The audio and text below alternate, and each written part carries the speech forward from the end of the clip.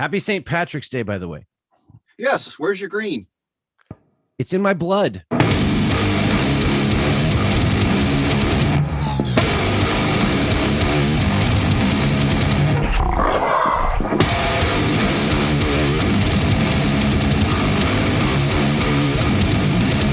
Welcome to the Manchilding is Hard podcast, St. Patrick's Day edition. And we should probably have done something a little bit more St. Patrick's Day themed, but this is going to be like a week after St. Patrick's Day on the money.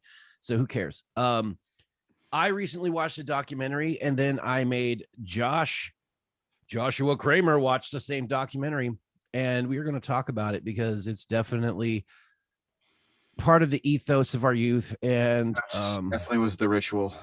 Yes. So we both watched the Last Blockbuster, which is actually really crazy. Like, because Blockbuster Video, the last one it's about 4 hours south of us. No, less than that, dude. Like an hour. Yeah. You can drive there. That is more than an hour away. No, dude. I lived in Gresham, dude. You can drive there in like an hour. It's not that big a deal. If you do, as long as you don't leave at like 5. Yeah. You try to drive in traffic. Yeah, it'll take you like 4 hours. But if you just like go in on Sunday or something, I don't know if it's still there. I don't know if they're still open. But weirdly enough, I worked at a Blockbuster. Oh yeah, you did. I did work at a Blockbuster, and it was actually a really cool job. Other than the hours were crazy, but you got to like rent movies like crazy, and you have to pay for them, and it was really fun. But like the ethos and the ritual of going to rent a movie. I mean, it was. Oh yeah, it was the greatest. From like when I was a young man, me and my dad would always go get movies on the weekends. We'd go to the video store and we go through the ritual, walking around trying to find something cool. Yeah, my sister and I each got to pick a video. My parents picked a video, and then we would get some popcorn or candy. And did everybody pick Fiddler on the Roof? You did, didn't it? I hate that music. Well, I don't hate that music. I actually love that musical, but that's just me. I've seen it 3 times in my life. Only just the movie. I enjoy musicals, so I watch a lot of musicals. It depends on the musical. I enjoy most musicals. But yeah, it was a ritual of going through and picking out your movie. And like the tactile, that's something that I think that is definitely being lost today, is the tactile nature of things. Now it has reasserted itself in certain markets like records. Mm-hmm. That kind of surged back, and now it's really hip to go buy records and stuff. But that's another thing that I always loved doing, was going looking for music. You go digging around, you're digging around looking for it. And it's the tactile nature of it. It was really interesting though, because the best part of it though was I did not know that Russell Crowe called his auction that he did with all of his movie memorabilia, The Art of Divorce. It was pretty rad. That just made me like Russell Crowe that much more. I had no idea about that. It's just, man, and it's definitely come and gone. You still rent movies, but it's all from home. Yeah. Or you go to the machine at the 7-Eleven, which I even think that's going to start fading away soon. Oh yeah, I do too. There's no need to like tactilely touch something anymore. Do you even have a DVD player that's not in your PlayStation or your Xbox? Yeah, I think Gwen still has one actually, but it's Gwen's not a caveman, so yeah. She also rubs sticks together to make fire. I don't think she listens to this anyway. So no, I send her the link every week, and she said, "Oh, listen," but no, and it's probably the best. She gets enough of the two of us as it is. Fair. That's fair. But it's just late fees. Remember late fees? I was really bad about returning movies, dude. I paid some heinous late fees and overdraft fees. I remember those too. Before I got my shit together. But it's just so weird. Like, to just think back. I mean, that was a ritual, and it's actually something that I miss. Because it and it's affected my ability to pick movies. Sometimes I take forever to pick a movie on Amazon. Oh yeah. Because, I don't get to peruse like I used to, and that's what I would love to do. It's like, I didn't know what I was going in for. I would just go and look and just peruse and pick it up and look at it and read it. And definitely, like, in the era of COVID, that's definitely something that's definitely going to go bye-bye. I mean, even like my movie theaters are gone. Yeah. What? Damn it, dude. Like that's the reason I bought like this insanely huge TV. I bought a massive TV like 2 weeks ago because it was just like, well, I guess we can't go to the theater, so I'm gonna go drop like $2,000 on a gigantic TV. Worth every penny, dude. Yeah. Now we're gonna watch a movie tonight because you can't really go out. I mean, you can, but it's just gonna be stupid. Yeah. Unless somebody like some of my funner people that I know like contact me and be like, hey, we're gonna go out. I might think about it, but we're gonna watch like the new Conjuring movie. Oh yeah. Yeah, like in super HD. Like, and we have a surround system for it yet? My house is not big enough for that, dude. Like it's two little 3-inch speakers are my surround system. But like that's gone. But at least we still have so it's like it's strange to me. Like sometimes I just don't know what to do with my hands because it's like, these things that were really a big part of my youth are gone. I mean, the dates used to be like that too, like movies. Mm-hmm.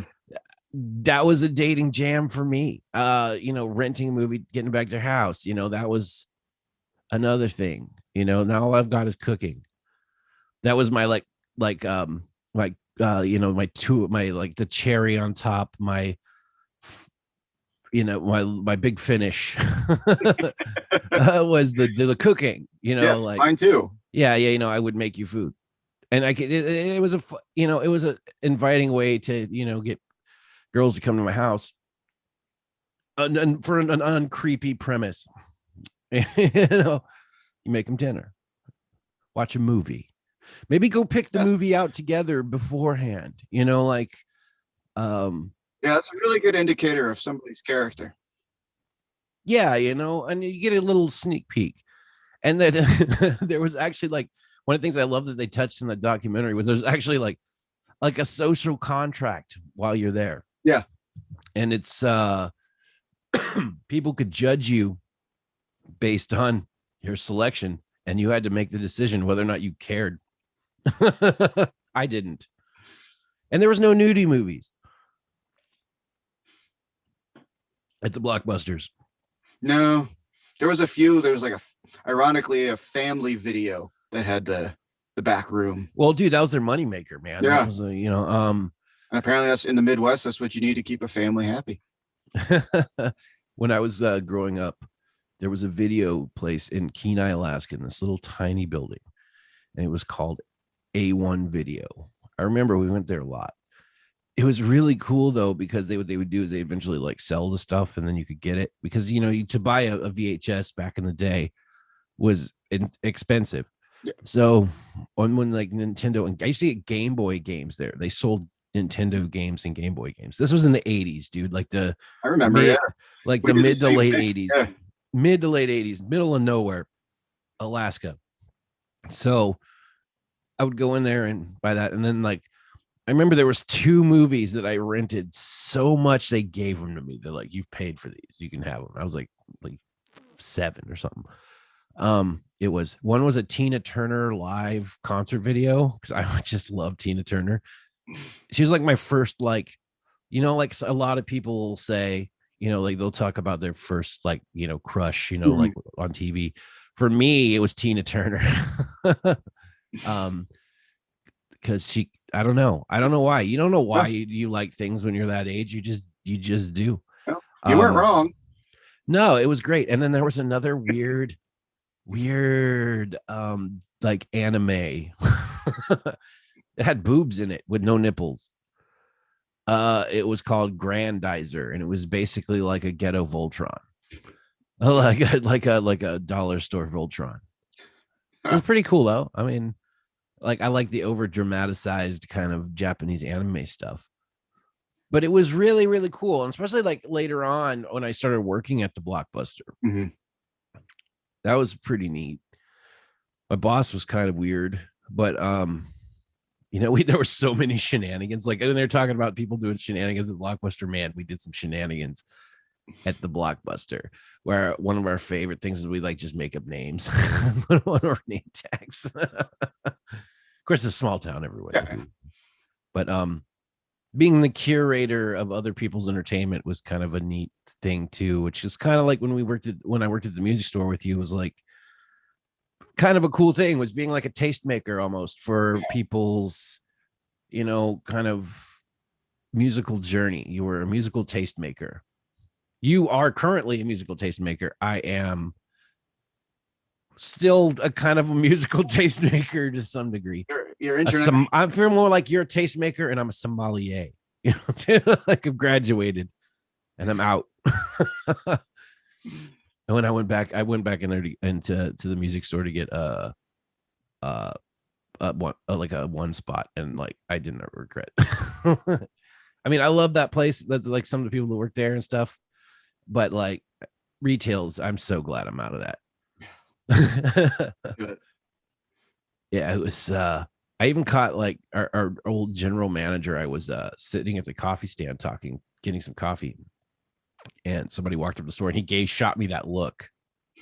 And I was like, I don't work anymore, bro.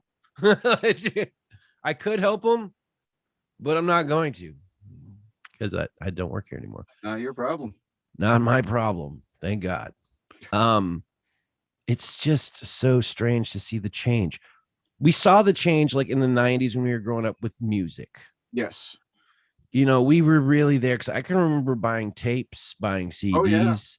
and then, LimeWire, Napster, these things started coming about as the internet kind of blossomed into a more accessible thing. Because I remember days without the internet. I remember the days before the internet was like something that everyone had. As I'm sure you do as well. Mm-hmm. And we're just thinking about it. It's just so strange. It's just like, does that transition, maybe because we were in our the blossoming flower of our youth, that we could, it wasn't super strange. It was just the times. But now to see how fast it has shifted is definitely crazy to me sometimes, because the shift is just getting faster and faster and faster. How much is lost from the zeitgeist of, less than 10 years, stuff is just out of people's memory. It's totally even the generation right after us is just, it's fascinating. It's like we all got like what's an animal with a really fast, like a goldfish? They all got goldfish memory. Where I feel like the elephant. I remember it all, man. I remember the times. I find myself saying back in the day a lot more. Old man Granath just out on his porch. I'm getting old, bro. I don't feel old other than when I wake up and go to sleep and sleep. And breathe. I actually don't feel that old. I did get a little portly in my extravagance and prosperity, but I have been paying a heavy toll for that the last week. Don't be so hard on yourself. In the Renaissance, they would have painted great naked pictures of you. It would have been, I don't look bad naked. No, I've been hiking with a 100-pound pack, and it's been getting harder and harder because I've been going farther and more like up. I chart the path with the most hills. I threw up yesterday. I was hiking and I like literally got to the top of this big nasty hill and I threw up. Is that you or me? I think that's you. What is beeping? I don't know. I don't have anything that beeps. I'm gonna look. Shut up. You tell that beeping machine. I don't know what's beeping. Maybe. Oh, I think I know what it is. Who cares? But we're just it's just stuff that's shifted, like especially the way that you get movies. This has like completely changed. I can remember it used to be kind of a pain in the ass to download movies, and then we'd trade. We'd take our, like these, we'd burn them on CDs and trade them. To get them downloaded, especially on dial-up. Especially in Alaska, because the internet there is terrible. I can always expect I have to call my mom, and I call some friends and stuff in Alaska pretty regular. Mm-hmm. The calls usually get dropped. At point. At least once or twice. It's like to stay in touch with certain folks, and inevitably the calls get dropped. The internet's crazy. Good luck FaceTiming. unless they've got like they take the time to get a better internet connection, which will cost them money. I recently did a podcast with my old drummer, Cody, and his was actually good because he has a really fantastic internet connection. Like just hit the video was good, everything was good. And it worked really, really good. But most people up there, it's pretty awful. In fact, I'm going to be on his podcast here in a couple days. It's called Cock. Cody on Comics. I'm not even kidding. That's awesome. He told me the name and I was just like, that's amazing. But it's a big nerd thing. We're talking about WandaVision. Oh, nice. Yeah, dude. I'm a nerd. I'm a nerd. I'm the nerd. And I watched Did you watch WandaVision? Oh, I did, yeah. Yeah, it was amazing, I thought. And in typical Marvel fashion, they left you with more questions than answers, but it's always on to the next one with those guys. Yeah. One thing I'm really interested in watching, and I wish I could go to a Blockbuster to rent it, but I can't, is the Snyder cut of the Justice League. Oh, yeah. Yeah, it looks real cool. That was a story like worse than the theatrical cut. Yeah, but man, I think I like handed off. I mean, there was a lot of problems. That like because the DCU definitely did not set itself up like the MCU. The MCU locked it in place to where that they could have these succeeding movies and have a lot of continuity between them. I mean, there is a couple of continuity areas that you spot if you watch them all, but yeah, nothing big. Like they're forgivable because like real life happens, but it was super cool. But it's like to rent a movie now. And you don't go to theaters. You just pay like $20 to like Amazon Prime and you just download it. It's weird. What was the last movie that you like rented? Oh God. I generally don't know. Like a new movie that you went to like the Blockbuster to go grab because you had to see it. I genuinely don't know. It had to have been in high school. Jeez Louise, when did you stop renting movies? I didn't have the money in college. And then we had an intercampus file sharing thing going. I think it was Hellboy 2. It was a last movie I rented. I know Hellboy 1. Mm-hmm. Like the Ron Perlman is. No freaking clue of what. I have no idea when it was either. I was a little bit like I couldn't get to the theater because I was working, and so I just couldn't go see it at the theater, so I had to go rent it when it came out. Yeah, I haven't. Yeah. Agua. Coffee. Gross. Has it got whiskey in it? It's St. Patrick's Day. Better. Are you? It should have whiskey, but your tum not feel good. My tum still on fire. I still, just to let you listeners and watchers know, I still have a bag of Carolina Reaper beef jerky waiting to eat. And I've queued up the stuff I'm gonna, some of the things I'm gonna purchase for when we do that episode. What are you thinking? Well, I feel like you and I should each pick like our 2 favorite sauces. I don't think we should stack hot stuff because after we do the first one, we aren't going to taste anything.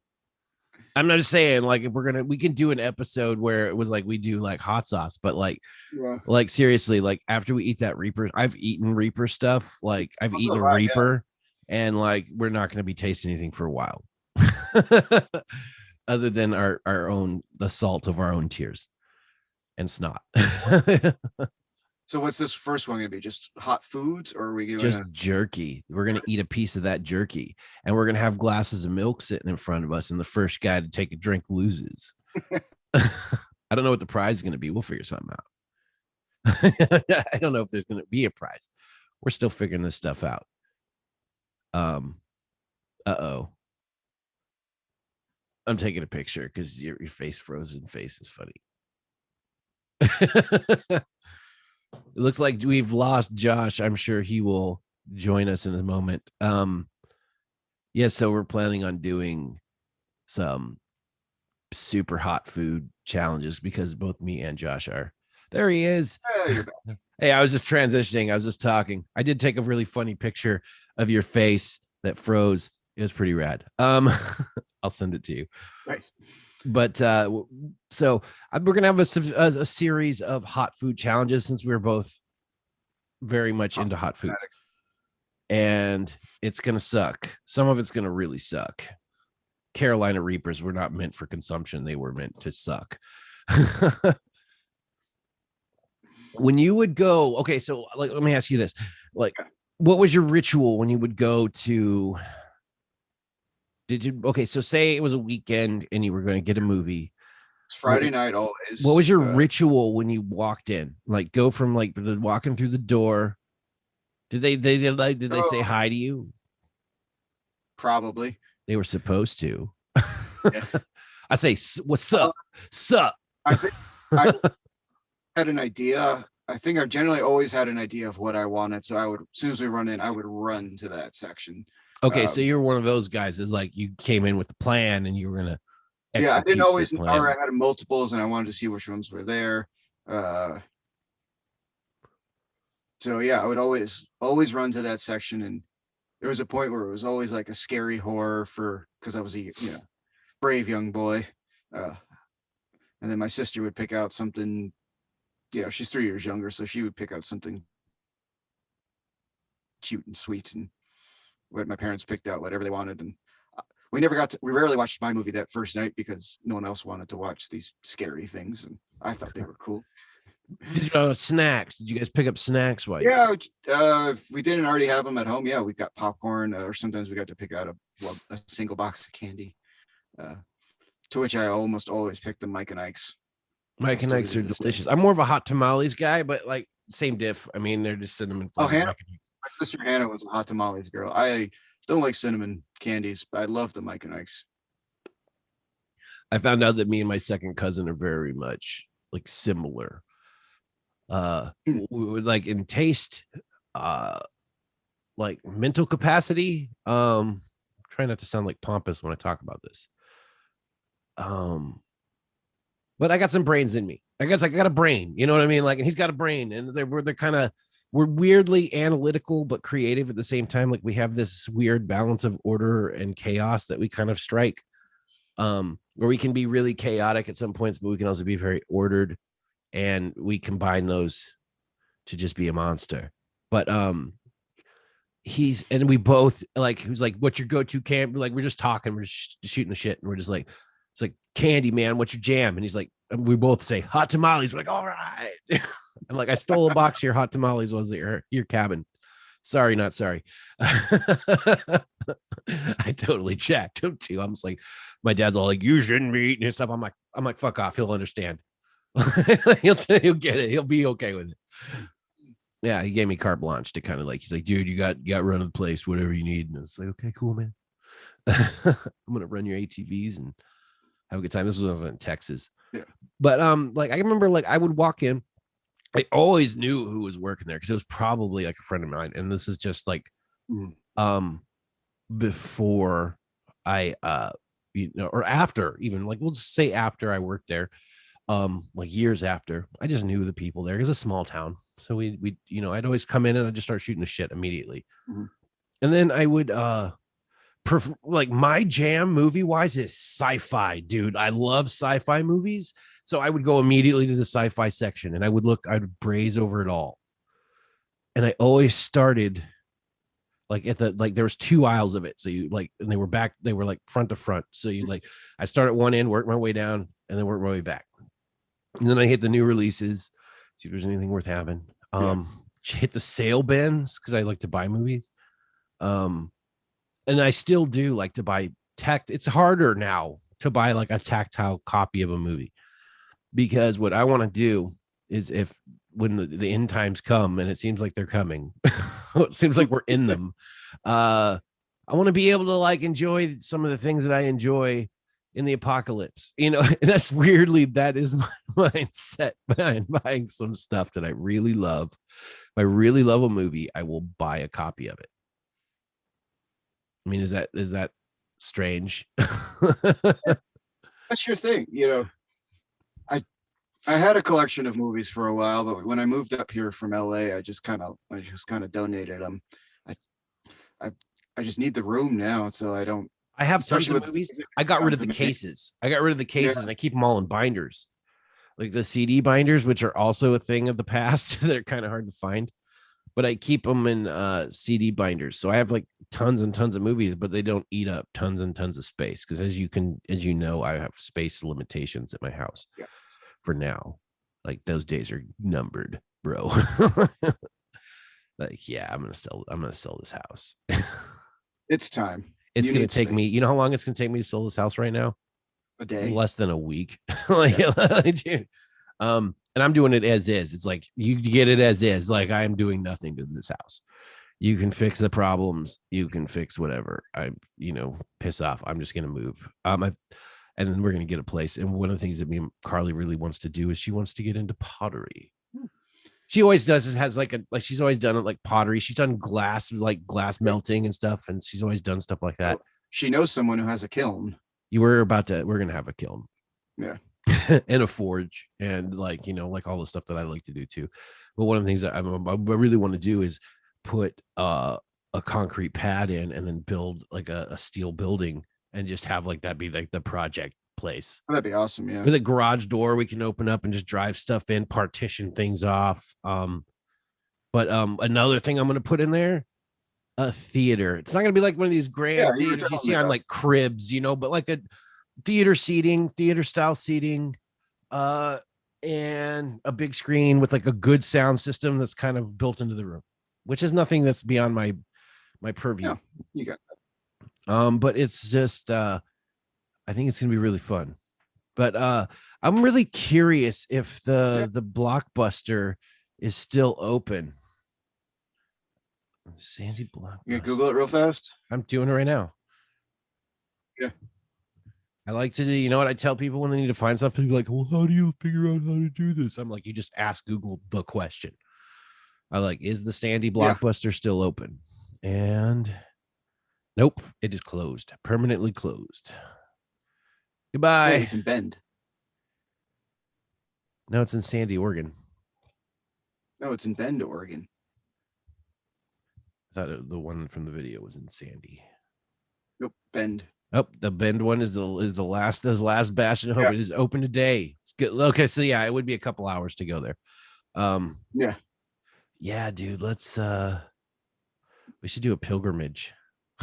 I've never been to Bend. I've been wanting to go. So I got a friend in Bend. We should go. We should do a pilgrimage to the Lac. We'll like film it and do like a thing. It'll be great. We'll go do a pilgrimage to the Blockbuster. Can we tie it into Have Guitar Will Travel? Oh no. Yeah, that's another thing that's coming up. So yeah, the Last Blockbuster is, if you have not watched this documentary and you're a 90s kid, you should definitely do it because you lived through a lot of this. You lived through the rise and fall of Blockbuster Video. It hasn't quite fallen down yet, but there's one holdout, and it's just like a cultural phenom now, so it's not going to close. But I'm like, how does a corporation even exist? I mean, is this just like someone's pet project now? To have the one. It's just an independently owned franchise that kind of licensed the Blockbuster name. So technically, if they don't want to, if they can't license the Blockbuster name, or they still exist as a video store. But I think they said in Dish Networks is the one who owns it, and they're just through the goodness of their corporate heart still licensing. Well, now that it's like a cultural phenom, like the documentary, it's definitely not going anywhere. It would be like uprising in the streets of Bend. I have a good friend. Underestimate the power of millennials with nostalgia, or millennials with too much time on their hands. I've been at the cruel end of that stick. Yeah, I have to. I've been at the cruel end of that stick. But we got definitely check out the documentary because it's definitely interesting. That was fascinating. Man, one of the things that COVID killed too, man, COVID's killed all my fun. Go back and listen to our episode called COVID and the Death of Fun, because it's definitely ties into a lot of this stuff. But one of the things I do that was definitely based on my video store, like Blockbuster kind of habits, was that I would go to, there was a couple of stores that were like used DVDs, Blu-rays, and video games, right? Mm-hmm. And you could essentially do the same thing. You just Yeah. buy in them. So you walk in, you can peruse the sections, and most of them bit the dust when COVID hit because it couldn't be open, and these were like really small businesses that were almost like trade based. So they just went bye bye, and now I got nothing. I got the Goodwill. It's the lamest, dude. I'm not like, as far as, I hate Goodwills. Go ahead. When I was in LA, we did have Amoeba Music, which was the greatest. I've been to Amoeba Music. Amoeba Music is amazing. Going away. We have something like that in Portland called Music Millennium, which very much reminds me of Amoeba. It's got like records, and they're kind of set up the same way. I took dates to Amoeba. It was like after dinner, we go walking through Amoeba and just go peruse the sections and kind of fun. You were sussing them out. Don't lie. Yeah, well, they were doing the same thing, Well, for me, like, definitely, when that was a thing, when I was like doing any kind of like, like dating or anything, I was definitely more intellectually stimulated than anything else. That was kind of how you catch me. But yeah, dude, that's just a good time. Me and my wife still love to do that. We'll go to like Music Millennium and just peruse. And we like, it's fun because we like walk in and we're just like, see ya. Because we both have our own ritual when we go in there. And then we meet up in the like during the middle of it, and then we go walk around looking at stuff. But antique shops are another thing that I kind of think fill that tactile retail hole in my life. Where you just shop and you don't know what you're in there for. You're just gonna walk around. I'm gonna do a little bit of that today. My bank account done been stimulated. How's mine? Well, dude, I'm doing all right. All my bills are paid. Like, it's just like, this money is literally just like, okay, extra money, yay. So I'm gonna like pay off some credit card stuff, and then there's gonna be a small chunk of that where I'm just gonna be like, I'm just gonna buy something stupid. My student is just upgrading all my isotope stuff. That plugins very well might be that stupid. I've been trying to beef out some of my guitar plugins because I got recs if you need. What's that? I got recommendations. Our tastes like, not to say that I don't appreciate your recommendations, and I do, and more often than not they're great, but like our guitar tone tastes definitely kind of run different veins.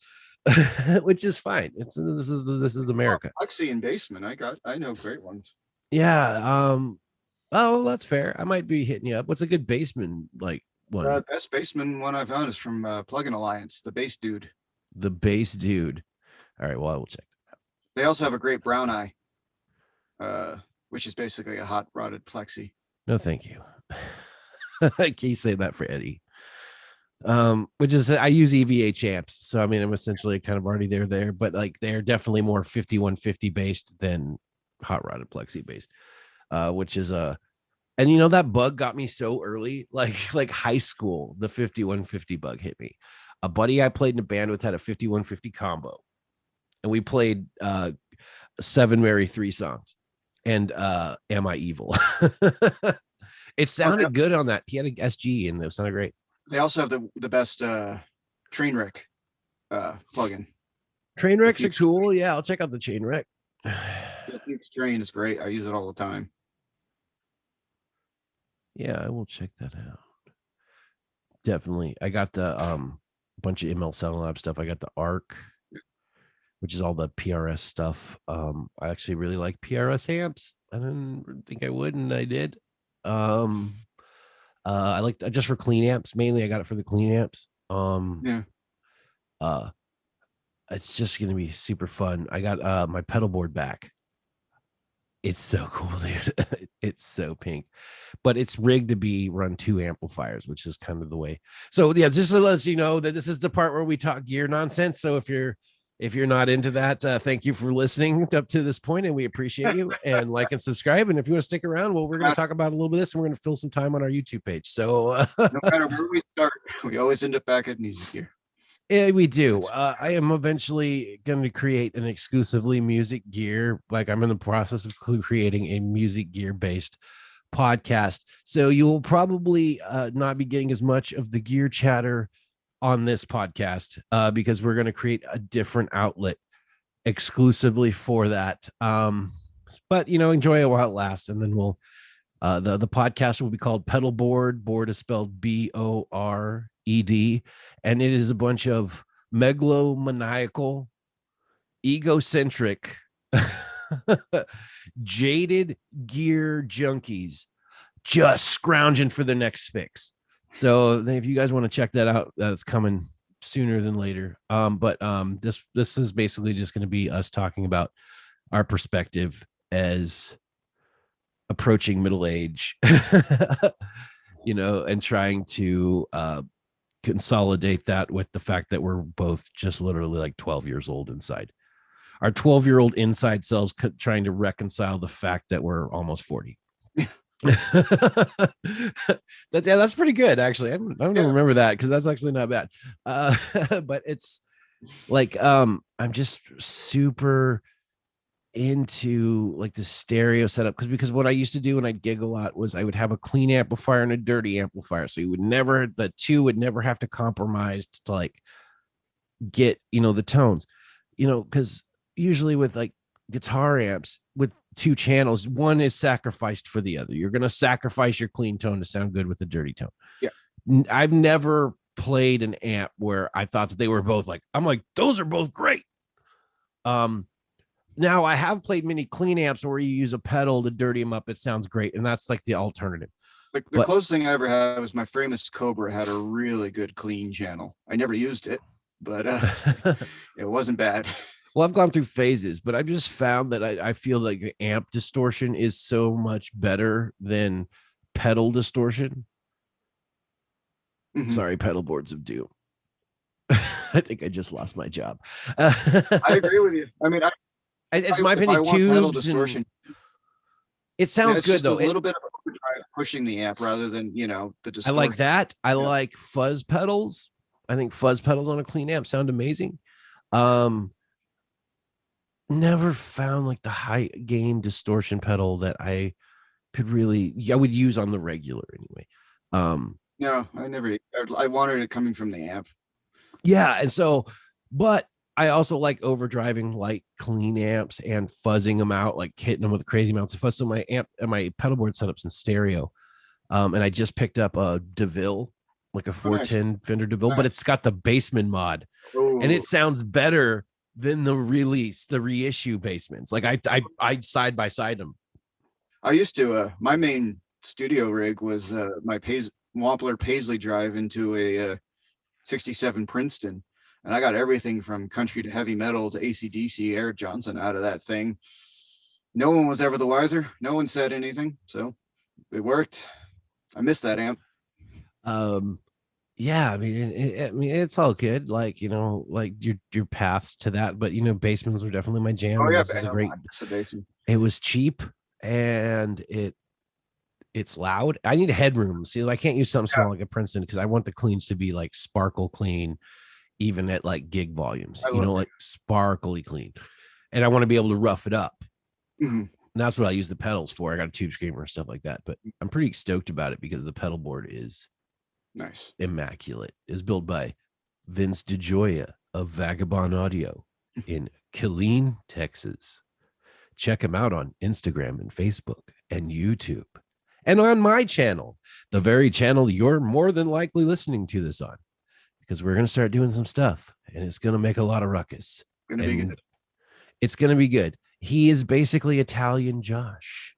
If Italian Josh was buff and in the military. Either. Yeah, he's a sergeant in the army. This is last year. He's trying to set himself up. Fair enough. Yeah, it's cool. He's trying to set himself up, but we're going to be doing a lot of cool stuff on this channel, and it's going to be fun. I'm trying to put together like a team of really cool people to fly under my banner, my ego, as they say, my ego flag. And there's a lot of room under there. There's a lot of room. It's a warm place. It's warm in the winter and it's shade in the summer. Jesus. This is the part where we've totally gone off topic. But who cares? One thing I did, one nostalgic thing I did to bring it back to the Blockbuster is, though back in the early 90s, my parents never allowed a video game system, but my friends always had them. And I remember going to Blockbuster like when a new video game came out and renting it the first night. I think one of my fondest memories, I think it was like 91 or 90-ish. My buddy and I, he had just gotten his SNES, and we rented Mega Man X the night it came out from Blockbuster, and we had 2 days. It was so in demand. We had 2 days to beat the game.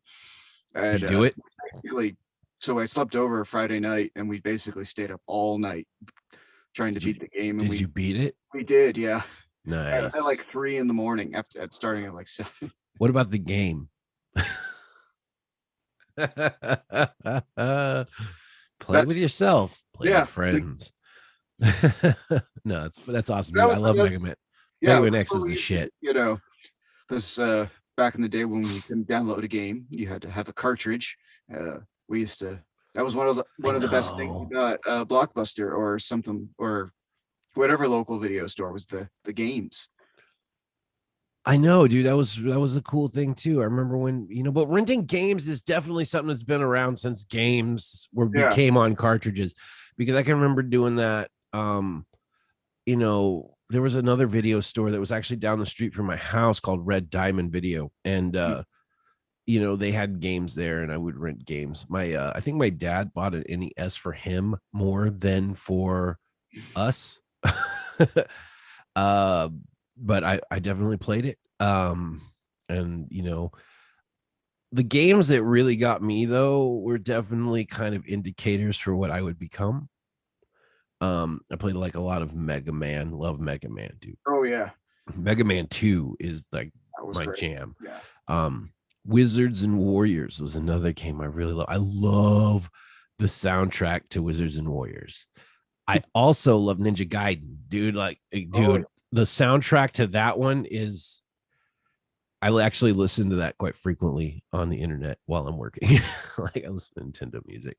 Another one of my Mortal Kombat when it first came out. And I remember my mom was like really pissed when I got that game because I managed to scrounge up enough money to buy that game myself. But no internet to figure out all the combos. So it was like rumors. I get the magazines. Like I would go and get like the magazines from the library. You could check them out from the library, and we'd get a flip to the cheat codes and like we'd write them all down because I had to learn the blood code. Because remember, like the first Mortal Kombat wasn't bloody. You actually had to put in the blood code, and it just like every time you hit him, like blood would come up. Yeah, I remember a couple of years ago, my last roommate in LA, when they did the reissue SNES, that had like all the games preloaded on it. It played Mortal Kombat and Street Fighter 2 for the first time in probably 25 years, and I was amazed how much my fingers still remembered of the combos. Yeah, I couldn't think of them, but my fingers did them, and it was. If you want to you want me to wreck your shit, let's play some Mortal Kombat, because I can still remember. I remember a few, like my fingers remember more, but my brain remembers a few. Do you remember the Konami code? Do you remember that one? I do. Well, that's been so. Then tell me the Konami code, Mr. Man. Oh God, was it up, down, or back, BA, start, select, or something like that? Up, down, left, right, A, B, select, start. What? Yeah, dude, I know that. I actually put that in as an inlay in a guitar once. I'm gonna do it again too. My guitar making skills have significantly improved, and once I have a shop to actually build them in, I'm gonna make a Nintendo themed guitar, and it's gonna have the Konami code as the fretboard. And it's gonna be stupendous. I'm thinking about making it a MIDI guitar because I've just awesome. I've been hanging out with a wizard, like an electronics wizard. So all these things that I wanted to do that I just didn't have the capability to do, I now know someone that does it's as crazy as me. So we're building currently we're working on a couple of pedals, and then we are going to build an apprehension engine. Yes. But we're going to build all the effects for it it'll be internal. So basically, you just have to run a stereo out, or we're going to do like an XLR out to like a MIDI, or an XLR out to like a mixer. because Yeah. everything else is built in. You know what I mean? Like everything else is already built in the machine. In fact, I'm picking up the Accutronics reverb tank just so I can make the measurements for this frame like Friday. Like we're going to go grab it.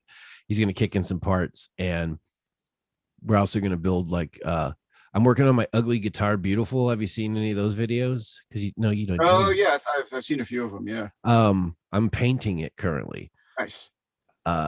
It's gonna be stupid rad. When we're done recording, I'll actually show you like the rough draft. But anyways, ladies and gentlemen, we're just gonna continue. We'll come back to like the Blockbuster thing, but we're just continue to roll off the rails. But thank you for listening to the Manchilding is Hard podcast. Please like and subscribe and follow us on social media and hit that little bell icon to notify you whenever we put up a video. If you would like to make a donation to the Manchilding is Hard podcast, please visit us on Anchor. You can make your donation there.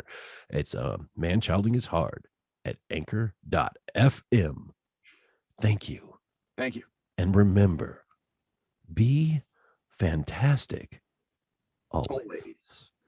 Pretty little snowflake, delicate little cupcake, tell me now, what's your problem today? Something set you off, really piss you off, did you not get your own way? Well, I know a way, we can settle our differences today. I can show you, I know a better way, 'cause my dad can totally beat up your dad.